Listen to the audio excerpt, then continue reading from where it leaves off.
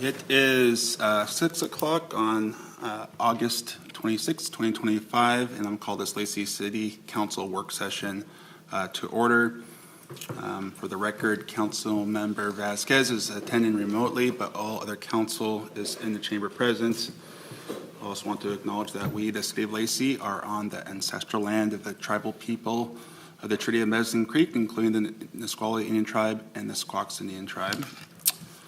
We also have a couple amendments to this evening's agenda. I would move that we approve the agenda as amended to remove items 6A and 6B, which is the Lacey Library update. There was a little last-second issue with the librarian's schedule, and so that needs to be rescheduled. And along with the VCB update is canceled, and there's a couple of things that we're going to add to the good of the order after we go through these two agenda items that we can discuss, and that's one of the items as well. But with that, can I get a motion to approve my motion to amend the agenda to remove items 6A and 6B? So you just need a second. Yeah. Second. Okay. Is there any discussion? Seeing none, all in favor of the motion signify by saying aye. Aye. Aye. Anyone opposed? Then that motion unanimously carries. We have amended this evening's agenda. First up on our amended agenda, just like that, is our Martin Way Corridor Planning Update with Allison.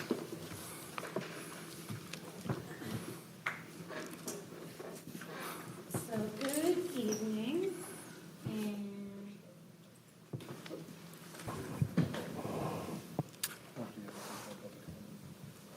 Oh, yeah. Oh, I'll keep that.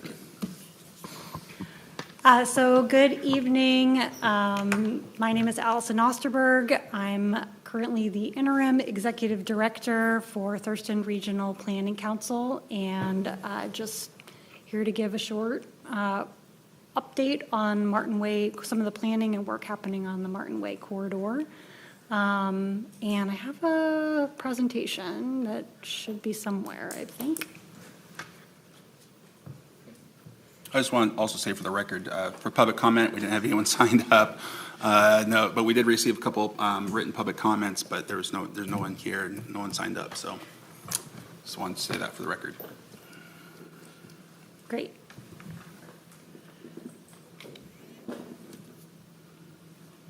So the Martin Way Corridor Study is a project that TRPC has been working on with Thurston County, Lacey, Olympia, and Intercity Transit. And the original goal of the project, it came out of some past centers and corridor planning work that we'd done in the region, looking at areas like Capitol Boulevard, and Martin Way was kind of a next place to look, recognizing its strategic importance in the region, and it crosses through 3 jurisdictions. So looking at how can we better plan for the future on Martin Way. And the Martin Way corridor, as we define it, and for folks who've heard this before, we'll just have a lot of kind of repeats probably in this presentation.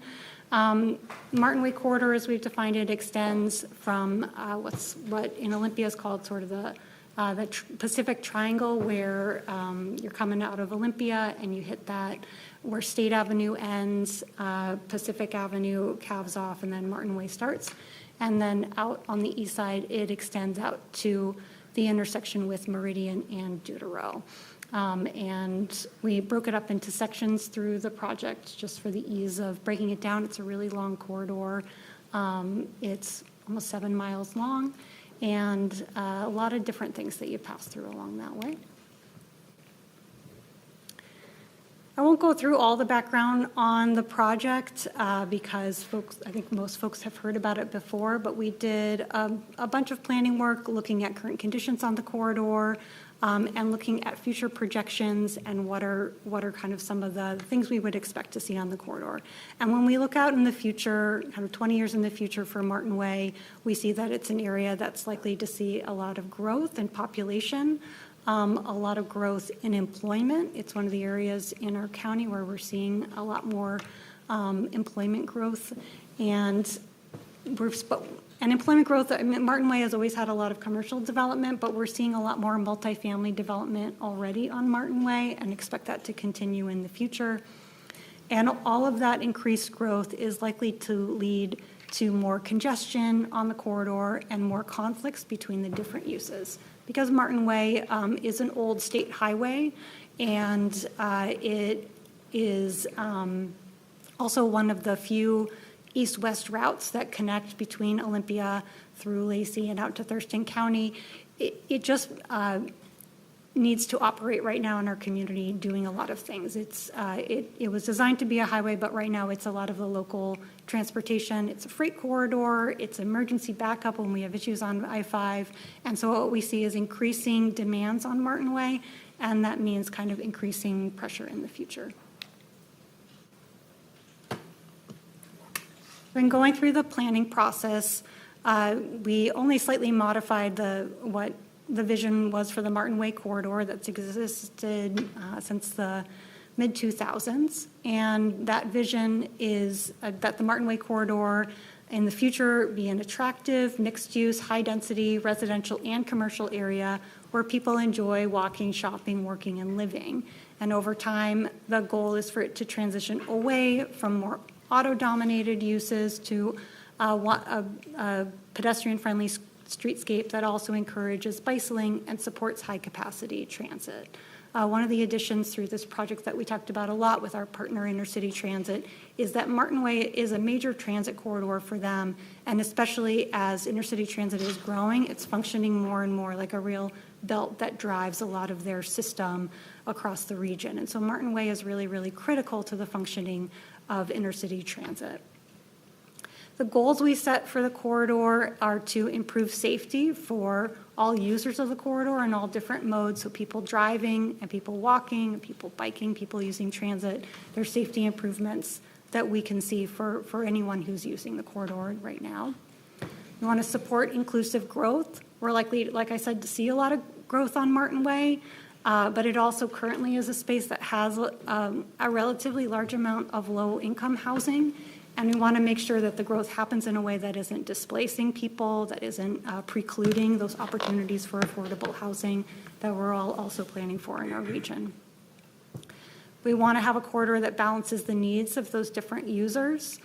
So Martin Way in the future is going to continue to need to function, to wear a lot of hats for our region.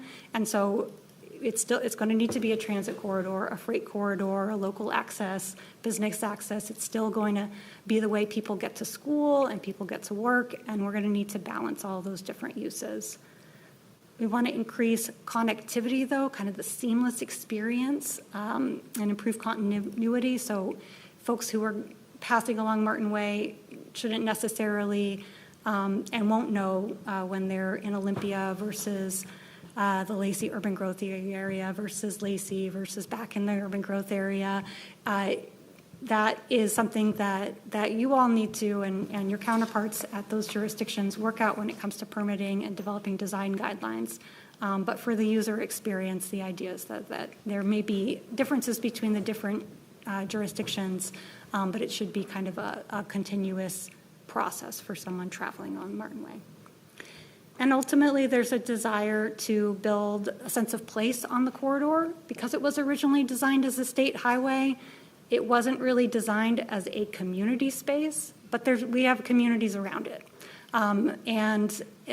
That is something that, in the future, that is something for us to think about. How do we build community on this corridor? So just to highlight that today, Martin Way, the way it's designed and the way it was historically designed as a highway, is to move people through without stopping. To get them, the goal was kind of to get folks from Olympia out over to and over the Nisqually Bridge. That's the goal. And today what we see is that it functions very differently. It has different uses that are a mismatch with some of the way that it was designed. And in the future, what we'd like to see under this vision is a shift away from that real straight line planning to thinking about how are we building connected networks and how is Martin Way functioning as part of this network approach.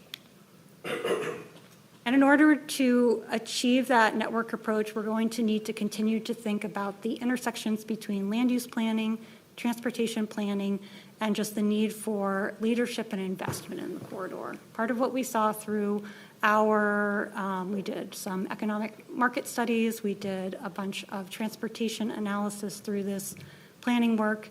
And some of the takeaways from that are that the improvements that are needed on Martin Way, the market is unlike, that match most with the vision that we heard that people really want on Martin Way. It's not just going to happen with the market conditions that we have. It's pretty expensive to redevelop on Martin Way because it's an old highway, and now we have a lot of frontage improvements and stormwater needs, and in order to bring things up to that standard, it crosses several streams, it goes through wetlands. It's a very expensive place for people to come in and build the kind of development, especially if you're looking at affordable housing and mixed use. It's hard for that to pencil out.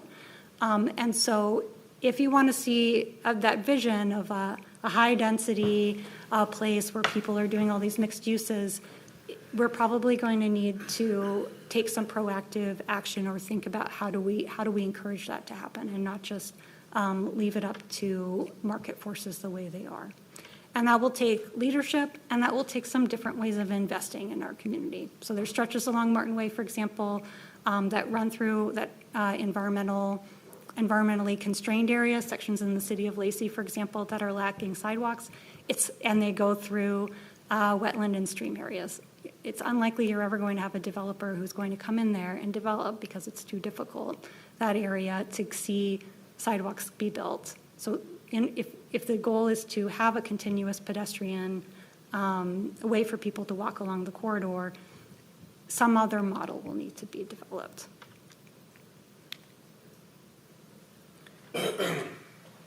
So the vision on the land use side is to move toward developing distinct, dense hubs of activity that combine housing and jobs at key nodes. The goal in those nodes is to place an emphasis on developing affordable housing. That's pretty consistent with a lot of the corridor planning work that we've done in our region. I think the emphasis we're taking out of this is to be thinking about how are we developing housing. Right now, a lot of the zoning along Martin Way is this kind of strip high density or moderate to high density zoning. And there isn't a lot in the zoning we have that precludes the type of development that's consistent.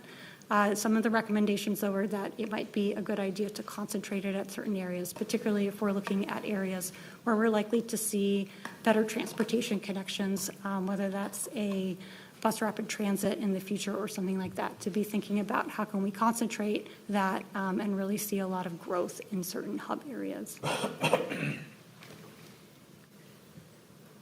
Some things that are underway right now, all of our jurisdictions are updating their comprehensive plans, and just kind of was looking through Lacey's transportation element, land use elements, the draft policies you have. They have very supportive policies that support creating high-density infill, focusing around where we're planning growth to tie in with transportation connections, ensuring that future development supports the preservation of affordable housing and creates new ways to build that affordable housing, support for multimodal transportation networks, thinking about the role of transit in the future development of our region, and just laying out the opportunities to develop new financial incentives to support the type of development we want to see on the corridor. And finally, something that was emphasized in this is just having an eye toward developing public spaces that help build the character of the corridor. So a lot of that is already kind of encompassed in the comprehensive plan update work that you're already doing. Something to keep an eye on in the future is earlier this year, the legislature passed HB 1491, and that is a bill that's focused on promoting transit-oriented housing development. It's a pretty big bill. It does not, my understanding in the read that I have of it, it doesn't apply to Thurston County right now. It's not going to apply immediately. So what it does is it sets minimum development standards, creates density bonuses, creates housing affordability requirements. There's a whole lot of things that are packed into the bill in areas that are within a quarter mile of transit station areas. And those can be train transit station areas, or they can be bus transit station areas. And they're thinking about bus rapid transit when they're defining that. What we have in our region, the one is kind of the closest example, Intercity's one service that goes from the west side of Olympia out to the Martin Way Park and Ride, is kind of a bus rapid transit light. And it doesn't qualify right now as what would fall under this legislation. But it's something that, as we continue to develop our transit network and think about moving in this direction, it's something that in the future we could, in our region, have this bill become applicable to us, have these new standards. So State Department of Commerce will be developing a model ordinance by 2027. And there's a potential for future grant funding looking at this. They've had some transit-oriented development grant opportunities in the past. They may open that up again in the future. It's just something for us to watch for now. And I think for our region, think ahead about what would it mean, what does transit-oriented development mean for our region that's appropriate and meets our needs, so that we're not having that be driven by what's appropriate for King County or Spokane County or Clark County, where this initiative is applying first. On the transportation side, the vision focuses on investing on high-impact changes in key locations to improve safety and mobility, especially in the short term, enhancing access to transit as it grows throughout the region, and creating a complete and comfortable network of pedestrian and bicycle connections. That's going to look different in different jurisdictions, but that means filling gaps in the sidewalk network, creating, the number one thing we heard, top priority coming out of this, is having safer opportunities for crossing Martin Way. Another thing we heard is how do we better manage access to Martin Way? We have so many businesses, parking lots, and access points onto Martin Way. It feels very stressful to take left turns onto or off of Martin Way. It's one of the major things we heard from businesses when we surveyed them is just that uncertainty. So how do we better manage and make it predictable for how you travel on Martin Way? Developing a low-stress connected bike routes. And we looked at improving intersections. And something we talk about, so Martin Way is that major east-west corridor. And so in order to relieve some of the pressure on Martin Way, we need to have a network of streets to relieve some of that pressure. So in the long term, how do we give people other options than Martin Way to get across town? So some things that are underway right now or will be coming in the near future. So Intercity Transit and Thurston County are partnering to develop a gateway station plan for the intersection of Martin Way and Meridian and Diderot. And I think they've contracted with SEJ Alliance to do the designs for that. That was something we talked about a lot in the early stages of this planning process. What we heard a lot from was for people who lived in the section of the corridor from Marvin Road out to Meridian and Diderot, they just didn't feel like they had as much transit access which they didn't, because they don't have as frequent access. And Intercity Transit is looking for a way that right now, when and I'm sure you all are familiar with this, the 62 goes out and it has trouble turning around, and so it takes kind of a circuitous route back and then comes back. So in order for Intercity Transit to have more frequent service to the Martin Way corridor, they'd like an easier way to turn around right on the corridor. And that would serve a lot of the newer housing that's being developed out there as well. Olympia has a couple of proposals that are in the works. They just received funding from the FHWA through the Highway Safety Funding Program, I'm forgetting the acronym right now, to do pedestrian safety improvements on the section of Martin Way from, they're looking from kind of where the Chehalis Western Trail crosses to Slater Kinney. And so they're looking at doing a bunch of pedestrian-related safety improvements there. They're also awarded funding through TRPC's federal call for projects process to look at a whole slate of Martin Way improvements, including intersection improvements, pedestrian and bike improvements for the section from Sawyer Street out to College Street. And that's coming more in the 2028-2029 timeframe. I'll talk a little bit more about a project. TRPC has been working on a follow-up project with all the partners about looking at crossing opportunities. But I also just want to note Intercity Transit is working on a system redesign. If they haven't come and talked to you about it already, you'll be hearing about it more. And they're looking at the development of a new crosstown route that would kind of supplant the one and be that new version of Bus Rapid Transit Light. And that would serve more the Martin Way corridor. Real quick on the East Martin Way roundabout, Meridian Deutero, we have it scheduled for Thurston County Intercity Transit to come back to the council work session on October 28th to provide a briefing on that project, since it has generated some community interest and attendance in past council meetings. Yep. So just a note about an kind of near-term opportunity. TRPC has got some funding from the state to look at additional pedestrian crossings and improvements for pedestrian safety. The team, they started with a long list of potential areas along the corridor and prioritized them, locations looking at accessibility, safety, and equity considerations, and ultimately have come up with a short list of crossing locations that are the priority locations, and then have developed conceptual designs for several of them. So the one circled in purple, there are 4 locations that are located in the Lacey UGA and are kind of in the Thurston County jurisdiction. And our consultants are working now to develop more complete 60% designs for those crossing locations and a funding strategy for those. There are 3 locations identified that are in the city of Lacey, and we have preliminary designs, conceptual designs, 30% designs for the one at Gerald Street. This is a rendering that the consultants did. I want to be clear, like this isn't a visualization of what it could look like.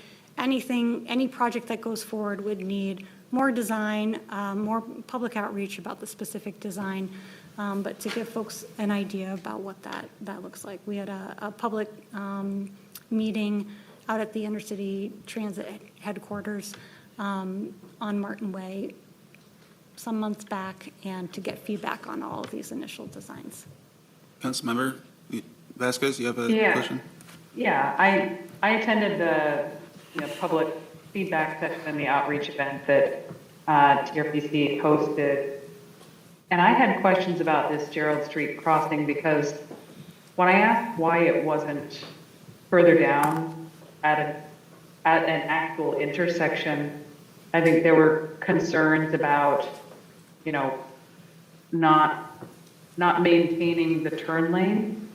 But this one is sort of in a weird, awkward place on the map. If you look at it, it's not actually at the Gerald Street intersection. It is sort of offset, so it's not at any intersection, which maybe is more convenient for cars trying to use the turn lane, but is certainly not more convenient for pedestrians trying to get to and from businesses and services. So I just want to flag that for the council, that if you were looking on the map, this one isn't actually at an intersection. And in part, what I heard was that was based on feedback from Lacey city staff, that they didn't want it at the street intersection. Kind of like 31st, right, in Willamette, where they have the crossing away from the roundabout. And, I know there's still conversations on the design. We want to make sure they're in safe locations and meeting our policies for pedestrian crossings. And then when you have that intersection right there where just a little bit to the east of this, where this really shows a crosswalk, trying to get, I believe is that an uncontrolled intersection? It is, yeah. So an unsignalized intersection makes it more challenging with that left turn lane. There's too many movements going around that we want to move it back from that intersection to create a more safer crossing for the pedestrian with refuge islands versus, the convenience factor. So it's trying to take the whole context into consideration. I was trying to say that a crossing there terrifies me with the way people pick up a head of steam, and there's a long way to go going each direction where people could be on their phones and not paying attention. I mean, hypothetically, I think a roundabout at the Costco entrance with a crossing like we have in a lot of places seems drastically safer. But I would just be really nervous about a crossing right there. I've already seen like 3 or 4 accidents, just cars. So a lot of people aren't going to be paying attention to people walking across that street. I mean, now people might need to cross and there is no crosswalk. So I think a crosswalk is better than no crosswalk, but I know there's a cost associated with adding control, like a light or a roundabout. It's a very expensive project, but have we explored that for this area? Like even just putting in like a lighted crosswalk so that people have to stop. So it's costing. Scott could probably provide a little bit more context of what we look at for these locations and design to make sure we have safety at the forefront, so. Yeah, it's been quite a while since I've had a conversation with Martin about this. But what I want y'all to know, there are a lot of moving parts. This isn't as simple as it looks. So, in a crossing, sometimes a mid-block, crossing is more safe unless you have a signalized intersection. And you don't want to install a signalized intersection unless it's fully warranted. You don't want to do that just for a ped crossing. You're looking at turning movements, you're looking at collision histories, you're looking at the location of driveways, you're looking at the location of bus stops. So there are quite a few considerations that go into a recommendation on where it goes. And this particular type of crossing would have, in addition to the refuge island, also beacons, the flashing beacons, so that people will see that it's activated, those type of things as well. But nothing is planned. This is just a concept right Correct. now. There's all really good points, and so a couple things I would note. So one, I want to highlight that, this is exactly as Scott said, this is one piece of many moving parts on Martin Way. And so the overall corridor study also looked at a lot of intersection improvements that would include moving toward more roundabouts on Martin Way. We know speed is a huge factor on Martin Way because it's designed as a highway. It's very easy for people to pick up a lot of speed on it, and that's a major safety issue. And so I think there is a push-pull with increasing pedestrian access and thinking about how can we design, if our goal is to move, if the vision truly for the corridor is to move to one that's more pedestrian friendly, the number one thing we heard is that people really have trouble getting across the street. So this, besides intersections, because they're really long blocks in many cases, this project specifically was looking at where outside of intersections can we put in additional crossings. So it is specific, it's near intersections in some cases, and so Gerald Street is the landmark, but it's not, most of the sections we're looking at are not at intersections. We're looking at where can we make improvements outside of that. And these crossing improvements are not to be done in isolation. So going back to when I talked about the improvements that the City of Olympia is looking at, their package includes developing roundabouts for several of their intersections in addition to looking at some of the other pedestrian improvements that they're doing.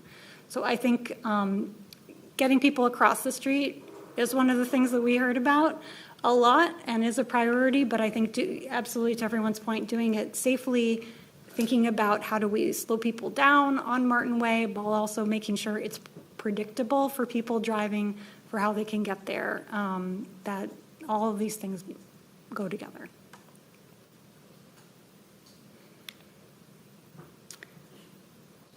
And Councilmember Vasquez, I would concur. My understanding is just what you heard is that one of the reasons it's offset to where it is was for a safety consideration, for it not to be, for there to be a little bit of space because of some of the, so it's not just for convenience, but also for safety for pedestrians. So the final plank of the Martin Way Action Plan is that leadership and investment piece.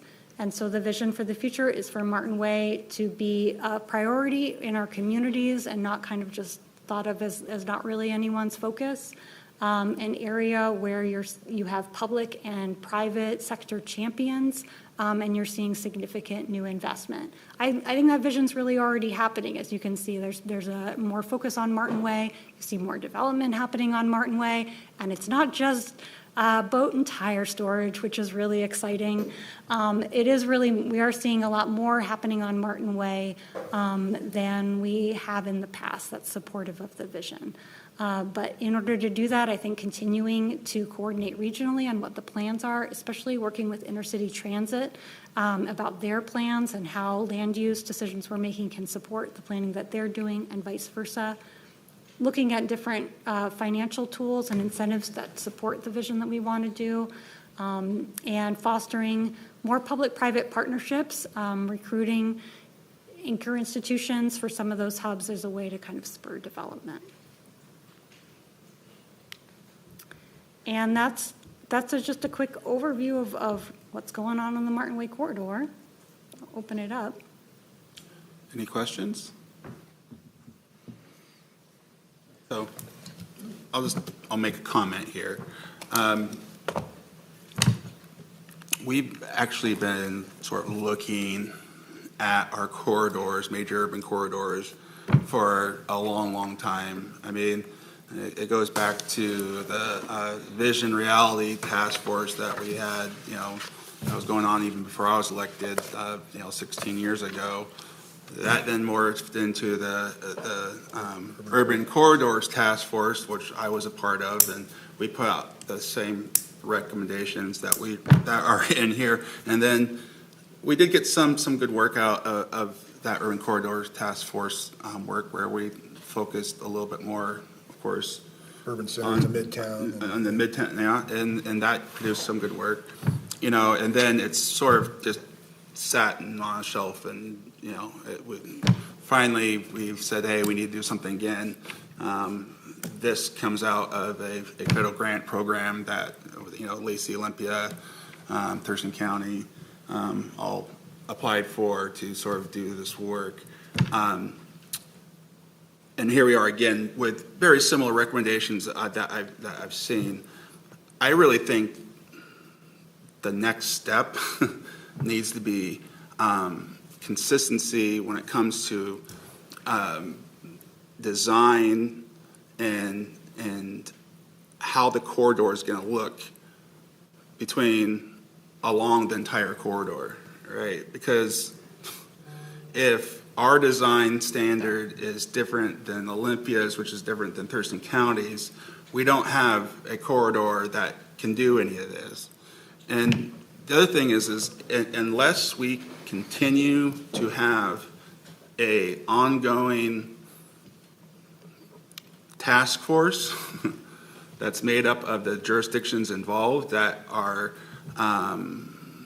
trying to make sure that we are finding financial tools, that we are working together and doing federal asks for dollars to come up with ways where we can build this out, since we know there's large sectors that need sidewalks and everything else all along this corridor. It needs improvements, but that's going to take a coordinated approach between several jurisdictions. And if we don't have a next step of a subcommittee that is at least meeting a couple times a year, right? It's going to take another 5, 6, 7, 8 years, and then say, oh, we should look at this corridor and do it again. And we've just wasted sort of all this money, which I don't want to do. So I think that's my recommendation is let's not have this just sit on a shelf like the Urban Corridor Task Force studies has sat on a shelf for 14 years,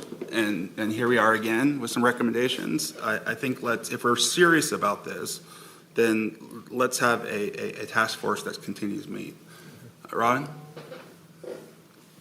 Yeah, I mean, I absolutely agree. I don't want to waste time on something that isn't actually going to progress. Mm-hmm. So in addition to the task force, I was going to ask like Rick or Scott or Vanessa, like, what do we need to do to incorporate these concepts that TRPC is presenting to us into our planning? Like, do we need to get them on the RTIP, or like, how do we make sure that these things happen?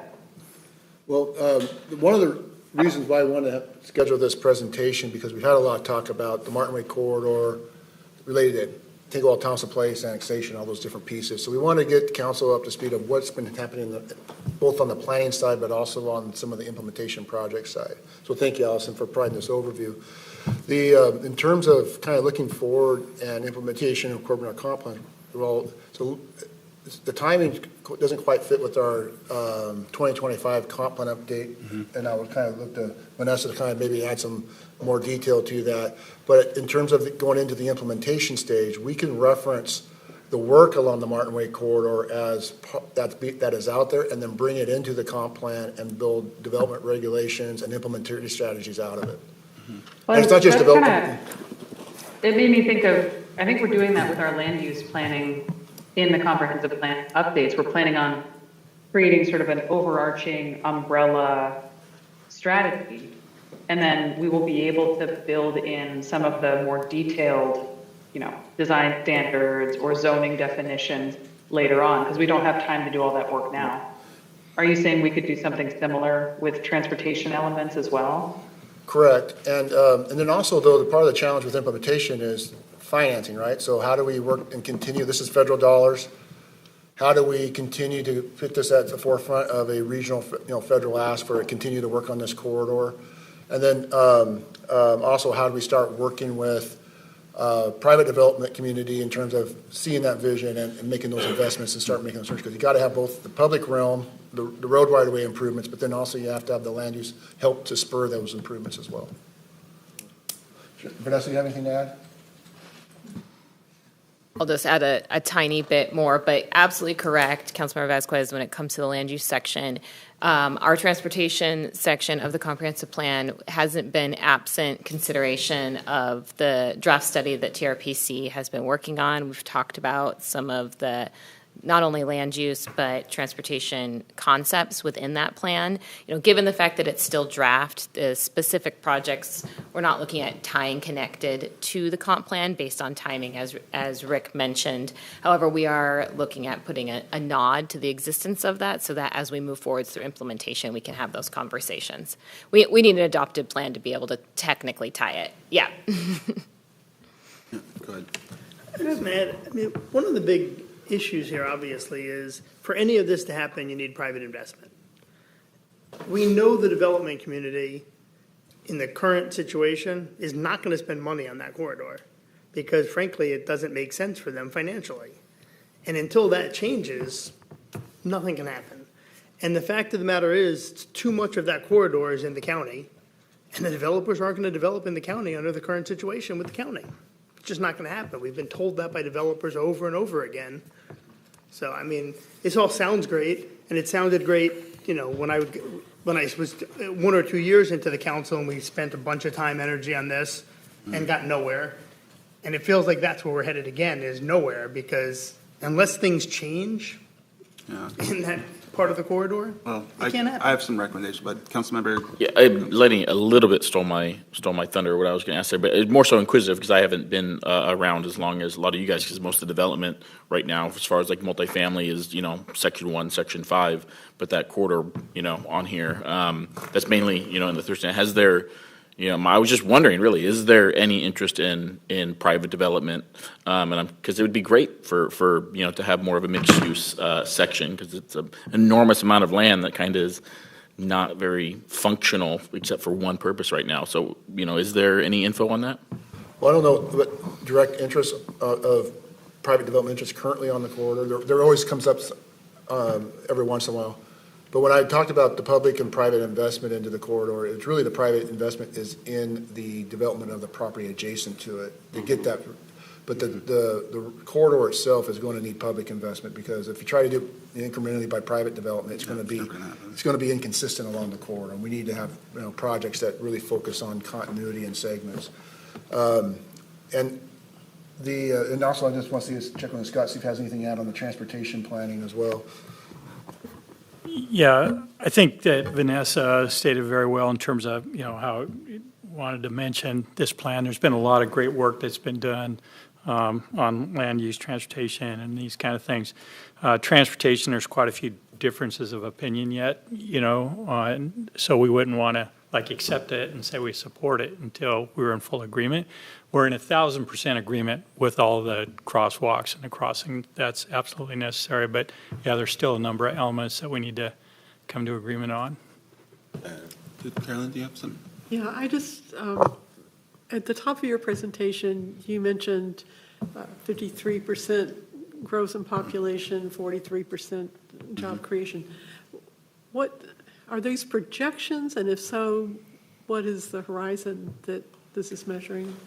So that was looking out to 2040. 2040, which isn't that far away. I mean, it's Yeah. 15 years essentially.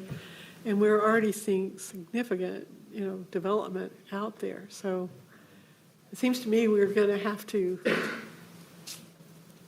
tackle this, unfortunately, in pieces. But I mean, we have to address the people who are here now and coming in later with still this master vision and development in mind. I still wonder, I don't, so in some ways it feels like we're trying to create this wheel, and in other ways, and I've asked this question before, is, there are other communities who've completed this and have done this from, 148th from Bellevue to Redmond, Mill Creek Boulevard from Mill Creek to Bothell, Pacific Highway from Federal Way through Des Moines. I could name probably 3 or 4 more just off top, but I don't know how they did it. But I think that would be something that would be worth looking into to see, how they got it all to come together, so that maybe we could follow an existing plan. And there are different tools used in different places, from planned actions, public development authority, those type of things. And all that stuff was also captured in the Urban Corridor Task Force work recommendations that would then we can go back and revisit and pull some of those things that may be more relevant today than they were back then. But you're going to have to look at some strategies in terms of trying to get the adjacent private properties to reinvest and redevelop along with these improvements. You're right, and looking at those other communities as examples and see what we can pull from them and their experiences. But I'm just saying, this is going to need to take continued effort, and for the Urban Corridor Task recommendations, it was making sure the EDC is there, part of that task force, making sure the real estate community is there, making sure the financial community is there. So at least that we're all checking in, and hopefully we get to a point where we can have agreement on what the corridor's final vision is going to look like through all their jurisdictions. We can't have Lacey's doing it different than Olympia. We're going to have to at some point come to some consensus there, and we're not there yet. So, which means, again, we have, if we really care about this stuff, it has to stay in front of us. We're just back here in another 6 years, 8 years, saying let's do a study to tell us stuff that we probably already know. But that's my recommendation. Let's not let this die on the vine. Let's see if we can get the players to keep pushing forward on what the next steps are. That's just my 2 cents. There are just a couple things that just I would add. Great reflection on that is Mayor, I think you're absolutely something we did do. I didn't go through. We did do some profiling of communities.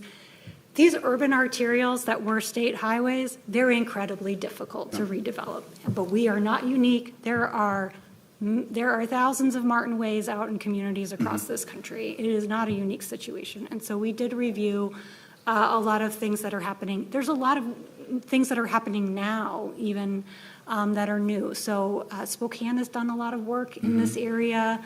That Aurora corridor is one that we looked at. And you're absolutely right. I think there are a lot of good examples out there. And one of the takeaways that we got in looking at other examples, and that's why it's highlighted in the action plan, is that having, just what you said, having the vision, having the goals, even having the policies is not enough. One of the things that makes the difference is having a body that is continually focused on it. That's not something that we have right now. So whether that is a business development district, we talk about tax increment financing and doing like a district in some way that would be focused and have interest and intention as part of its mission for looking at the corridor. That is a successful strategy that we've seen in other regions. But exactly how that would work for our region, it would be something to discuss. I'm just, making a more of a point, but I'm just wondering, really, like, our section, which is mainly Section 5 here, is like, we're going to have to do work there no matter what, because that's the area that's getting developed, over these last few years, just very, very rapidly. There's new apartments going in, there's new business going in, and so what do we do if we're developing that, and then the other projects aren't happening for another 10 years, or they want to do it some way? So I just see a lot of potential issues, but I think we're going to have to do stuff in that section out of just Lacey itself, out of necessity. Agree. And then how do we get everybody else on board to do that? So that's just something I think we really need to pay attention to. Thanks. And the other thing I would add is the other thing we see when we look at how this has worked in other areas is, one, it does take a really long time, and you need to have that sustained commitment. That's the leadership component to it. And yes, the region has talked about this corridor before, but conditions are different now, and they're changing pretty rapidly. So I think while a lot of the strategies are not different than what was talked about in the Urban Corridors Task Force, we are saying that a lot of the same things. I think we're a little more ripe to move on many of them. The market is changing and different. You are seeing so much more multifamily development on this corridor than you ever saw historically. You have partners and a community that's really focused on this. There are different funding models that were available in the past. So although it is something that's been talked about in the past, I think there is a lot of opportunity in the time we have now to make progress. Okay. Thank you. Thank you for this work. Thank you, Allison. Troy?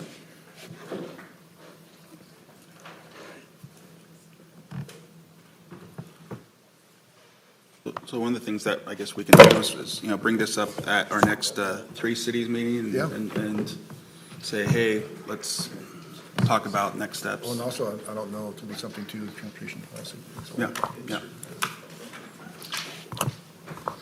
Okay, our next agenda item is our budget amendment updates.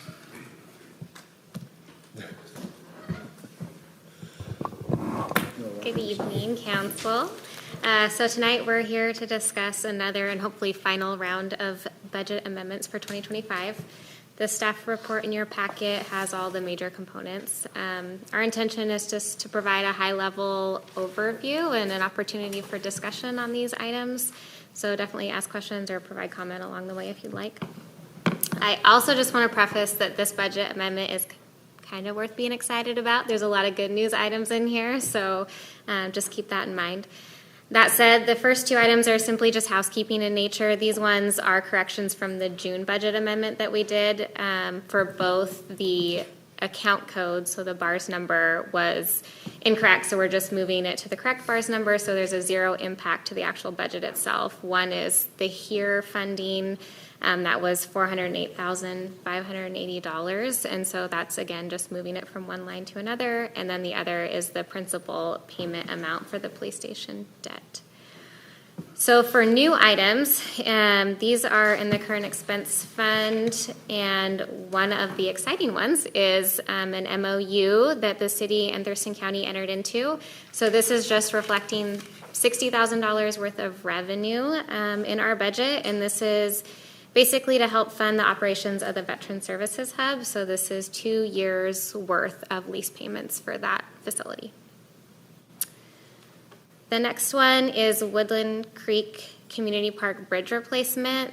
For this, the bids came in higher than anticipated, so there's a potential for a $60,000 shortfall. That's really within those contingency categories, so that's not like a for sure. But if we do have that occur, there's about $15,000 that we can repurpose from a different project, which was that Woodland Creek Food Forest Irrigation meter. And then if there's anything else above that, then it would come out of reserves. Next up is some capital equipment fund items. So in anticipation of Greg Cuyo Park opening, we know that there's going to be extra park maintenance.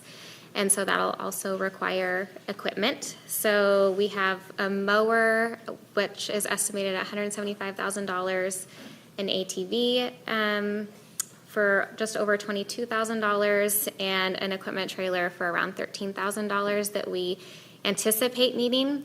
This particular item is just under consideration and discussion at this point. We don't actually have a funding source that's been identified yet.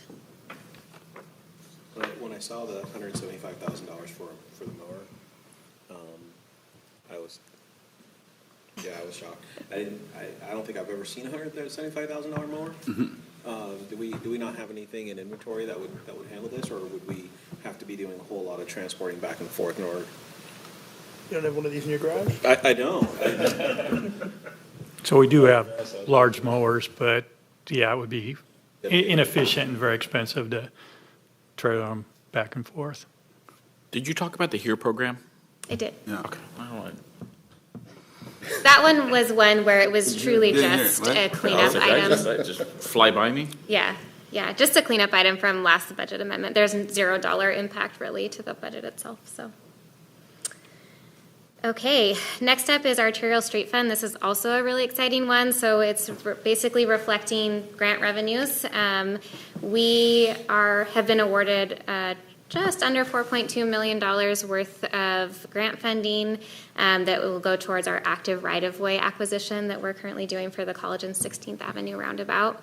We think that the cost associated with the right-of-way acquisition will be closer to $5.1 million, but that gets us a long way towards our goal. State grant? Yes. Well, federal and state. Right? Yeah. Oh, I have it right here, actually. Let me double check.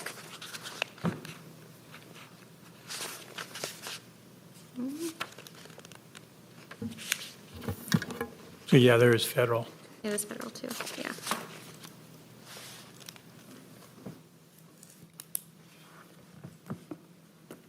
Yep. So both, yeah. Okay, the next one is Transportation Benefit District Fund. So another good news item. So we're actually ahead of schedule for the College Street Extension project. And so the paving was originally scheduled to occur in 2026, but it's now happening sooner than later, so in 2025. And so we're really just moving dollars from future to current just to line up with the actual project timeline, which is ahead of schedule.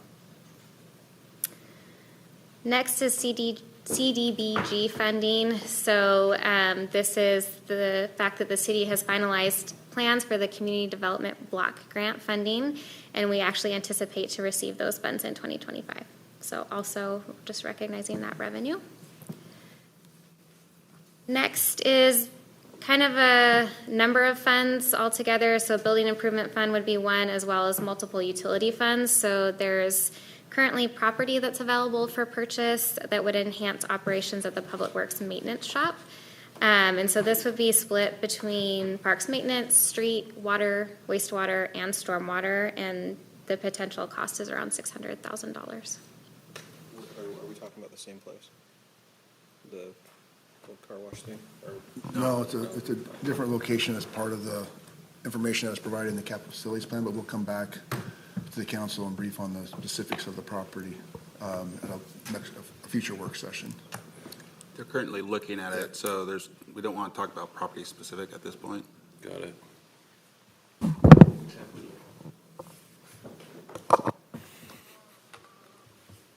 Next up is the Parks and Open Space Fund. This is also really exciting because RCO has awarded the city of Lacey 2 grants, and both of which have allowed us the opportunity to start projects that wouldn't have happened otherwise. So one is up to $500,000, and that's for Rainier Vista. It includes pickleball courts, softball safety nets, and ping pong tables. And then with these grants, we almost always have a match component. And so the other really cool thing is that Thurston County Pickleball Club is contributing $25,000, and the Park Foundation is contributing $5,000 towards our match of those grant funds. The next one is up to $220,710, and this is for William A. Bush Park. It's to replace the ages 5 through 12 playground. And again, with this one, for that match component, Gateway Rotary is going to be contributing $110,000 towards our city match, so it's very exciting. Next up is the water operating fund. During annual maintenance, the chlorine generator at the ATEC facility was determined to need replacing, so we have around $133,000 that we would like to budget for that. And then within the water is still contractual services. So the continued annual growth in utility billing customers has necessitated an increase in that line item. About $426,988 will need to be increased in that line. About $145,000 of that is actually going to be moved from a different line item, so the really only budget impact is just over $281,000. The main reason for this increase is bill printing and credit card merchant service fees. These line items haven't really been updated in quite a few years, so it's really just aligning the budget with actual expenditures that we've been experiencing. Also within the water fund is the meter MTU project, which I think you guys have heard about before. So staff continues to develop a formal recommendation to implement accelerated meter replacements, and that's in response to system challenges. So more to come there. We don't really have much more than that at this time, but just an awareness piece. Also in the staff report, you'll see a variety of capital projects that are going to require some funding in 2025, which if you have any questions on those, feel free to ask. I'm not going to go over each one, but I will call out one of the items in the wastewater capital fund, and that's the Lot Mullen Road reclaimed water line that the city purchased and for an amount just under $650,000. The staff report also has kind of a summary table that shows the financial impact to all of the funds that we're hoping to bring this whole actual budget amendment forward in September with an official ordinance and all of that. So with that, that's really all I had to go over. Any questions? Just a comment, I love all the infrastructure improvements and investment in our city. So I know we've been talking about this a long time, and you put it in here that we're working on a proposal to deal with our meters. When do you think we're gonna? I mean, this has been going on for a bit. I understand there's so much going on here, but it is crazy that we're having people go out and raid. Meters. We have staff in the finance and Public Works Water Resources Department and the shop operations looking at and scoping out what that project looks like, and with the goal that we want to bring it back to council to highlight what that project is and move forward with how we can start the full-scale meter replacement versus as we can, as we've done over the last several years. So that's why it's to come, because we're still working on scoping out that project, timelines, and the resources we need. But the budget amendment request is to set up the funding in order to implement that program. But before we implement it, we will bring it back to council and give you an update and briefing, and now you'd ask questions. So I didn't see a budget request specifically for that. You just mentioned it. Well, that's part of the scope is developing what that total cost value is. So we'll come back. Yep, it's a placeholder. Say we're going to come back and have this information for you. Okay. Any other questions? Very clear. Okay. Thank you. Thanks so much. So before we adjourn, there's a couple of good of the order things that I would like to discuss with the council. I think all good. Yeah, we'll see. No, I think they're all informative. I guess the first one we can start with is obviously we were going to have an update from the VCB today, but we have been notified that Michael Day, who's the CEO they just hired, was let go, and so. That obviously that whole process, I don't think we were happy about it. I think we felt like it took a long time, and that our member on that wasn't involved in it at all. Since before this person was hired, we met and say there's got to be some major. We believe there's got to be some changes that have to happen here. and they all assured that, everything's gonna be okay, we hired this great, and now they're back to square one. I think what we need to talk about is what our expectations are of the VCB, Olympia and beyond going forward, because I'm not comfortable with the process they just went through, and it sounds like they think they're going to go back through that same process again and come up with a better solution, which is the kind of definition of insanity to me. Doing the same thing over and over again, expecting a different result. So, what we need to let our representative know what the expectations are from the city of Lacey going forward. There's been conversations about do we look at other options, or do we look at the VCB within different partnerships? I don't know, but first of all, I want give Nick an opportunity to say, can you add anything? Do you want to add anything to this? And what? I think you made a really good point there of wanting to get your guys' opinion. I know just about as much of this as you do, so this caught me off guard yesterday. And I wish I had more information, but we obviously all know what this process looked like for the last 8 or 9 months, and I have some thoughts and opinions on maybe some direction, but I first would actually like to hear from you guys on some of your thoughts, because I don't want my opinions to influence that, because I'll say kind of what I'm thinking after. I'll go Lenny, then Mike. For starters, I think what Nick just said is part of the problem, right? Nick knows as much as we do. Nick sits on the board. The fact that this, once again, was done by the executive committee without the board's involvement, they did the hiring and told them who they hired. Now they fired the same person and told them they fired them, but with no input, no conversation, no process that involved the board.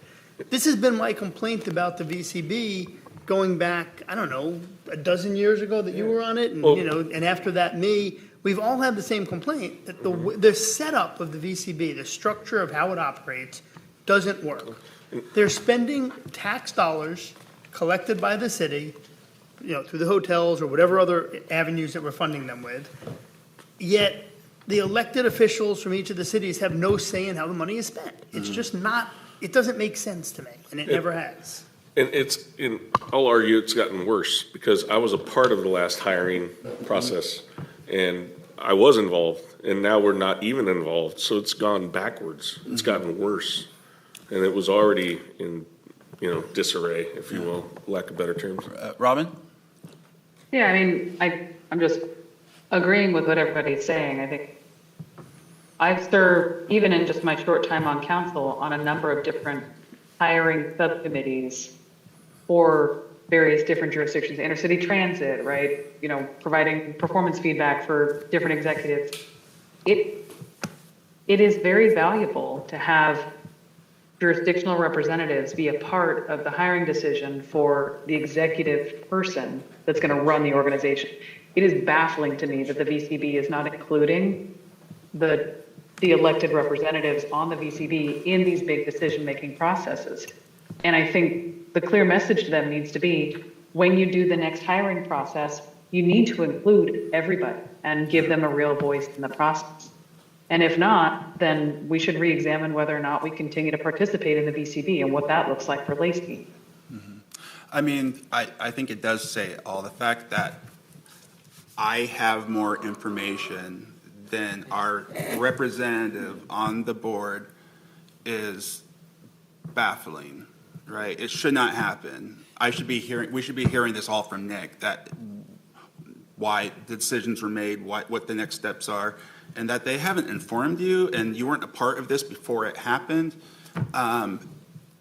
tells you the structure, the current structure, which is made up of a subset of the board as the executive committee that has not turned over like it should be in the bylaws. They're supposed to rotate through and they're off and they're, and that hasn't happened. And they're the ones making all the decisions and the board is just having to live with it.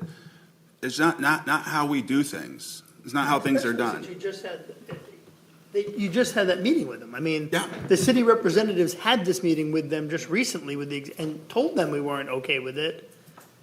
And They just didn't ignored it and change- did it again. And didn't change But anything. even if he was a part of it, he would just be a figurehead. None of what he said or any of his input would have been taken seriously, in my opinion. So what I would recommend is, again, that the major Lacey, Olympia, Tumwater, the major funders of the VCB need to sit down with their current leadership and have a big timeout moment before they go forward at all with whatever that process is.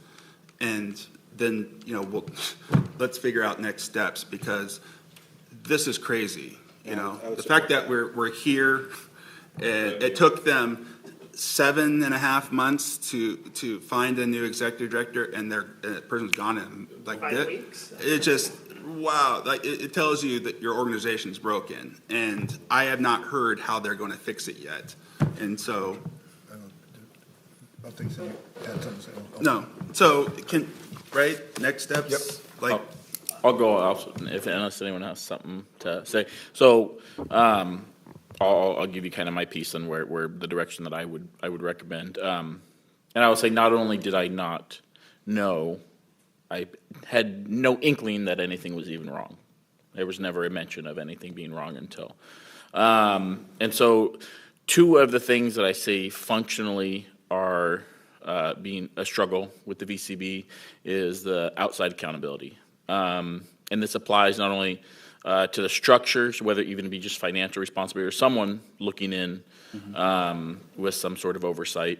But then also, and I've said this from the beginning, if the partners, meaning the cities and the county, don't have, when it comes down to it, you guys have to make the decision of and put your foot down. And there's an opportunity to that last time, but we said, okay, let's see what happens. And that, here we are.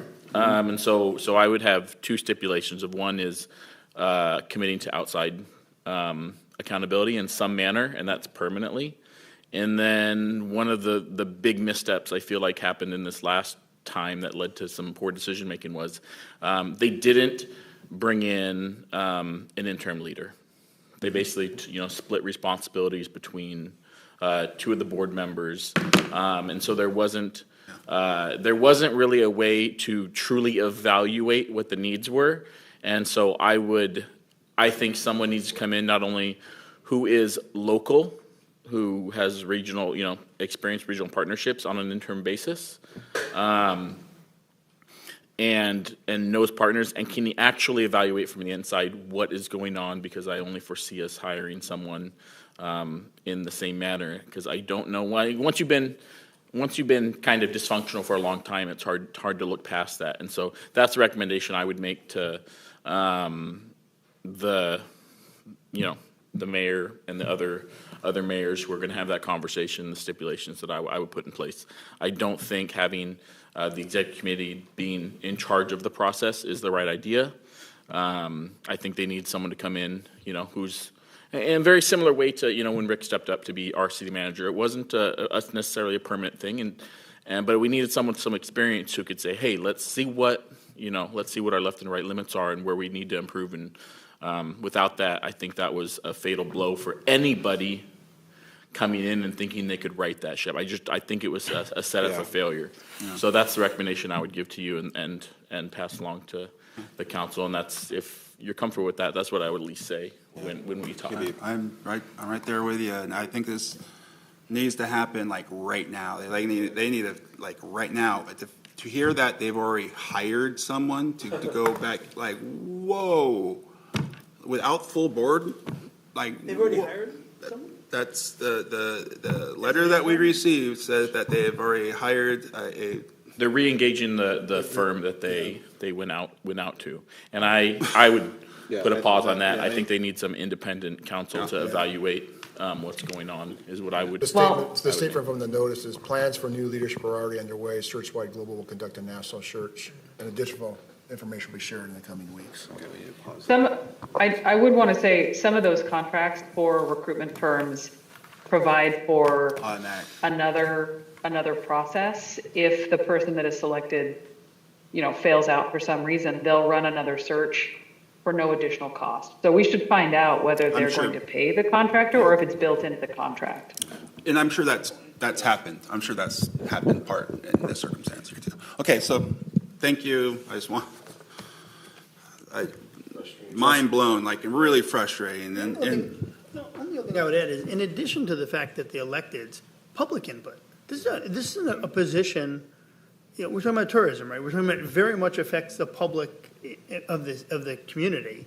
And again, when we do a city manager hire, or we do any of a director hire, there's part of the hiring panel is some citizens. We have some of our citizens involved in that process. There was none of that. I mean, there was no one involved except the executive board on their own. It's just not not a broad enough spectrum of our community to make that hire. The company interviewed a couple key people on what you want to see, but I mean, it obviously did not work. It did not work. So anyway, We need a broader. I hear you, and I'm right there with you. So that's number one. The second one is giving an update on the annexation study, next steps with the county. Obviously, we were presented, several weeks ago with annexation study of our urban growth area. We took it gave us some very preliminary information about some dollars, cost benefit, costs and different things. And then it's really sort of provided us with a stepping off point where we were asked to then go and talk to the county and see, where, provide them with the same information and see, where they were at so we can start hopefully building some consensus. We first started with a quick meeting with the county manager and the chair of the county commission to just sort of bring it over, here's this information, here's preliminary information, what's your thoughts? They recommended coming to their full commission during a study session, which happened today. Vanessa and Rick and myself went to sort of present the broader information. And what I was just, really looking from the county is were they interested in taking sort of the next step on what this an interlocal agreement could eventually look like? And were there any sort of parameters they wanted to put on what the next steps could look like? And what I was really looking for is sort of a political commitment from them that if we were to take the next steps, that, depending on making sure that we're all on the same page, that once we go through this process, there will be some pushback from the public whenever you talk about annexation and things that happen. People do not like change. And so is there a commitment as we're going through this process to stick with it, ILA, and stick with a commitment? Because the last thing we need to do is we get to the end, and we have, maybe some angry people come in and say, no, I don't want this, and we've just spent a lot of time and energy and effort, and we decided to go a different direction at the last second, and it cost us all a lot of money and time and for naught. And so those were the sort of introductions that we had, and we kind of went through the process. And do you want to add? Yeah. Thank you, Mayor. And I think just to sum it up is there's more to come. There's a good conversation, productive conversation. I think unanimously the county commissioners were receptive and supportive of the idea of looking at filling in the islands and looking at this opportunity, because we do have this unique opportunity with the state shared sales tax.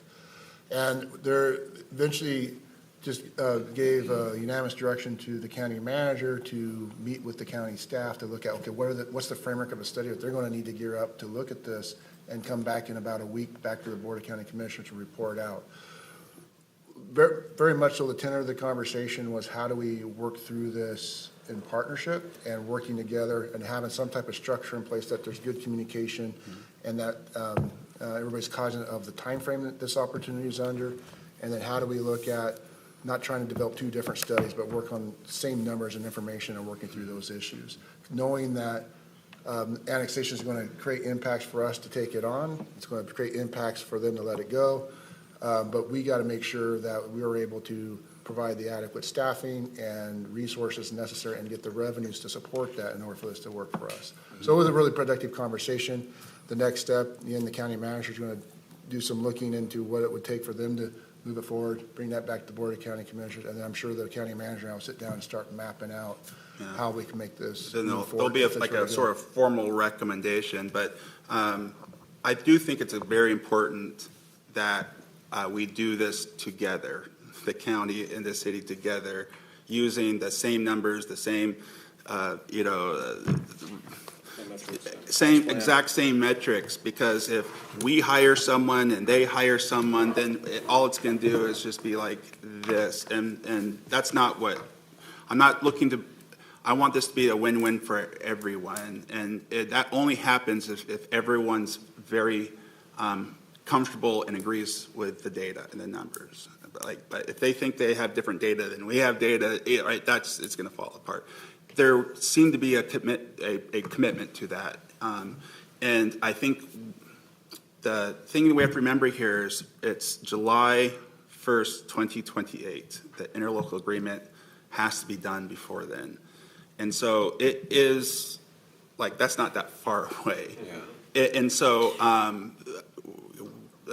we talked a little bit about how do we maintain focus on this, and I think what we'll probably do is have a combination of elected and staff from both sides sort of meeting on a somewhat regular basis as we're going through this process to get to the end result. So we're all working from this, again, from the same information, and we're not in a room talking about differently than they're in a room talking about, that we talked about together in a collaborative approach. I think that's the way this is going to work, and that will sort of hopefully be the recommendation going forward. And so we should hear something back, they said within a couple of weeks, and as soon as we do, we'll obviously bring it back and talk about what the next steps.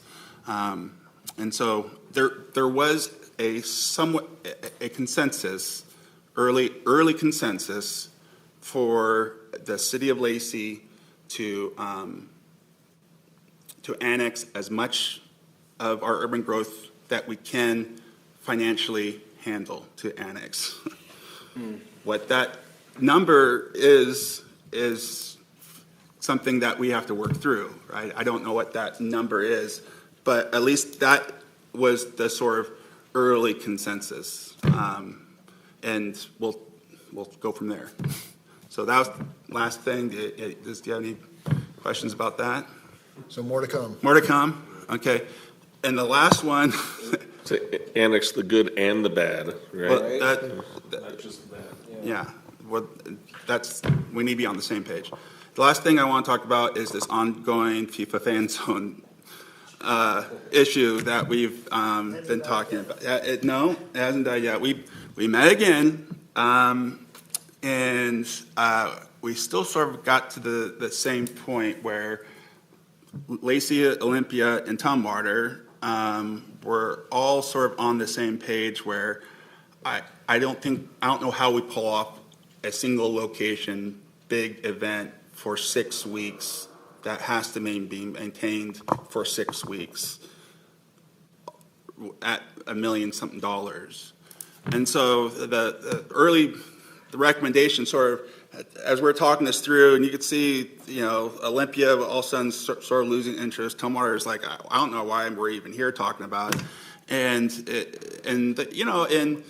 the county, I mean, I'd love for this all to happen. I'd love for a single location to happen, but I just don't see how that's going to magically financially happen.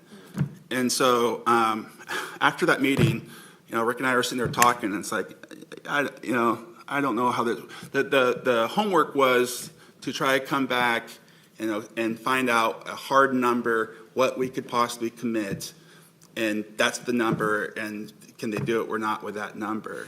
And I'm still not even comfortable with trying to figure out what that number is under this sort of, it's going to be down at the port property away from Lacey type of situation. So, you know what? What's the budget number for running the 3rd of July fireworks? 50 grand? No, it's close Way to, it's close to just over $480,000, and that includes labor and cost for. And that's a one-day And event. that's 40,000 people, That's. as opposed to they're talking about 5,000.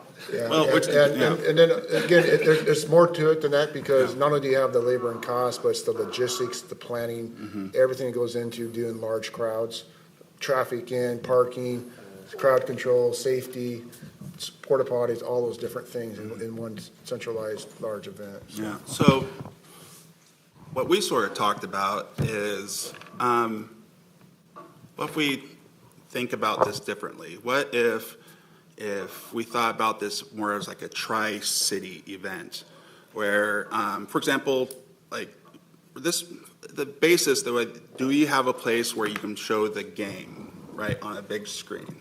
Well, we have a place at Hunter Park where we do movies, and we're set up to do that in a smaller area.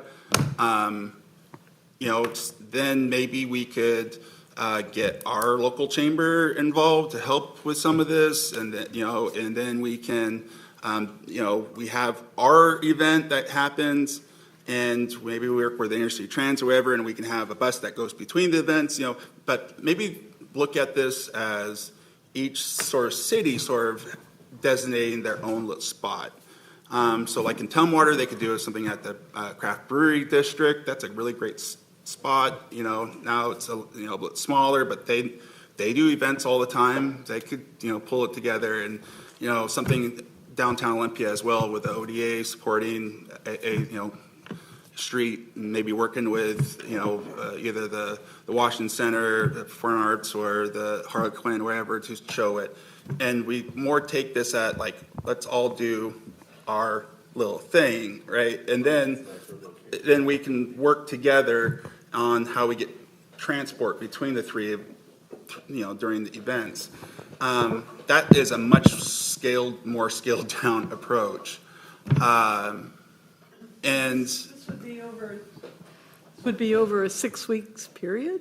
Well, that's the other piece. That's the other tier. There's still Little conversations, is each event site has to be set aside for 6 weeks, or it could be just popped up for the actual game day and that type of element. Right.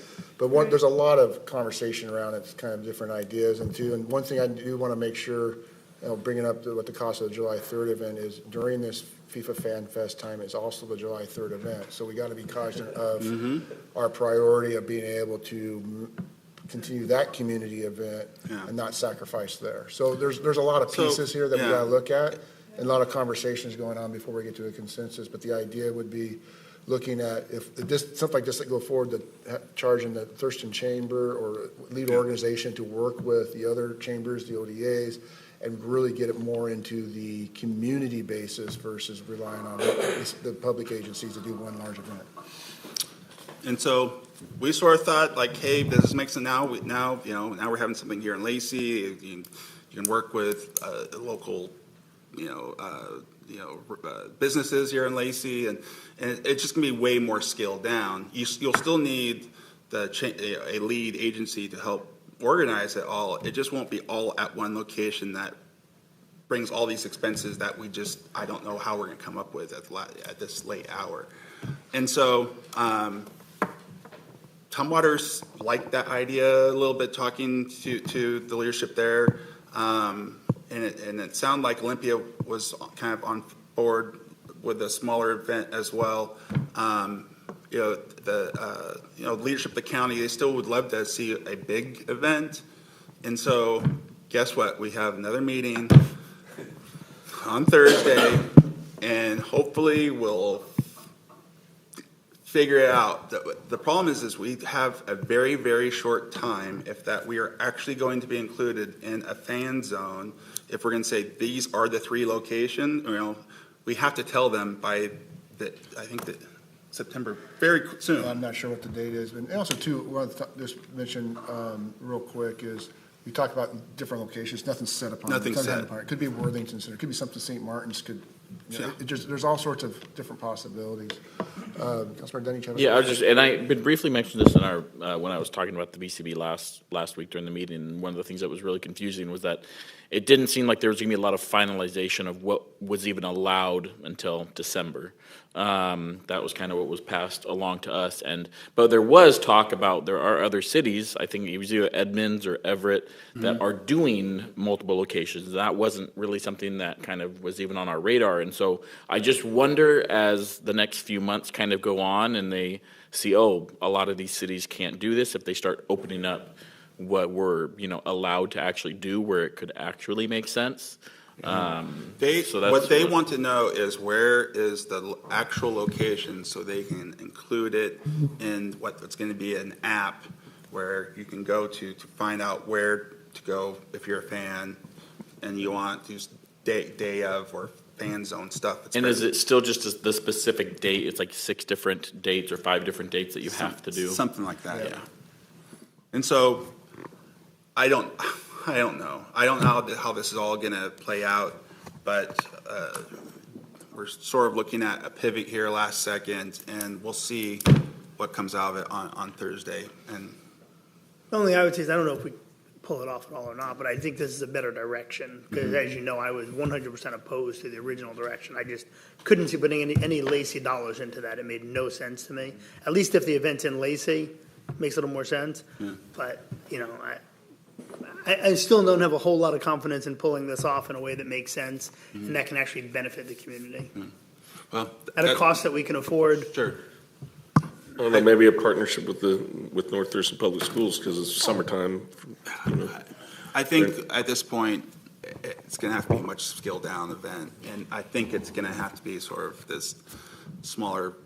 If you're going to ask Tumwater and Lacey and whatever, $4, there's probably should something happen in those jurisdictions. That's just, And I know they were talking about a lot of people traveling to it, but I still don't quite see that happening. So a more scaled down event, I think, makes more sense for our community, because I think it's probably going to be much more of a local thing than thousands of people flooding the streets of Olympia for a big festival.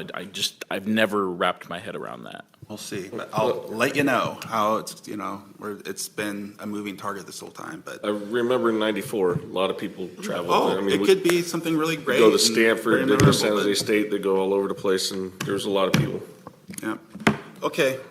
So that's the good of the order I had to say. I appreciate, and lots of stuff going on here. But anything else? Okay. With that, we have reached the end of our agenda. So without objection, I will call this work session adjourned. And as always, you keep it classy, Lacey.